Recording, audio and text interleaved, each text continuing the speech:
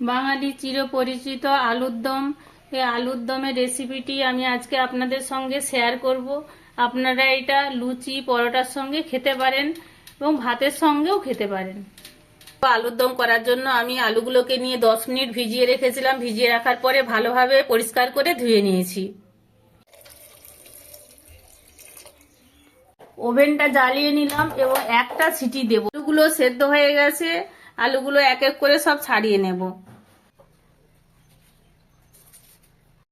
আলুর দম বানানোর জন্য এখানে আমি সানফ্লাওয়ার তেল নিয়েছি। এখানে গোলমরিচ, দারচিনি, ছোলের ডালকে গুঁড়ো করে রেখেছি, ধনে গুঁড়ো, লঙ্কা গুঁড়ো, তেজপাতা, আর এখানে আমি গোলমরিচকে গুঁড়ো করে রেখেছি। এখানে আমি মাঝারি সাইজে 3টে পেঁয়াজকে কেটে নিয়েছি। আরও 3টে পেঁয়াজ আমি এখানে পেস্ট করে নিয়েছি মাঝারি সাইজে। এখানে আদা রসুনের পেস্ট, দইটাকে ফাটিয়ে রেখেছি। এখানে লবণ আর চিনি। ওভেনটাকে আমি জ্বালিয়ে নিলাম। কড়াটা গরম হয়ে গেছে, আমি তেলটা দিয়ে দেব। তেলটা গরম হয়ে গেছে, আমি তেজপাতা, দারচিনি আর গোটা গোলমরিচটা দিয়ে দেব। কুচনো পেঁয়াজগুলো দিয়ে দেব।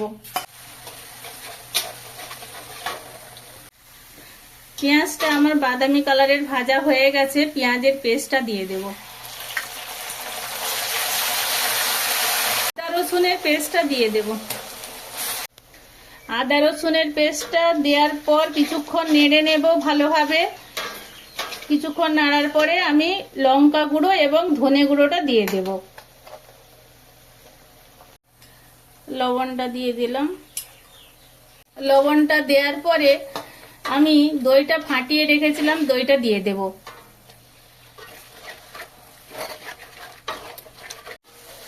মশলাগুলো আমার খুব ভালোভাবে কষানো হয়ে গেছে, আমি চিনিটা দিয়ে দেব। এবারে আমি আলুটা দিয়ে দেব।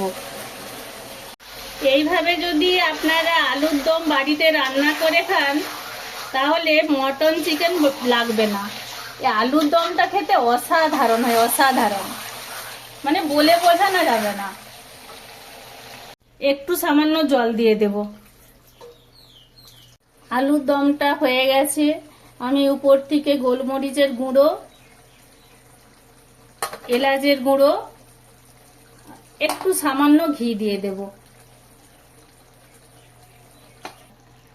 আমি ওভেনটা বন্ধ করে দিলাম।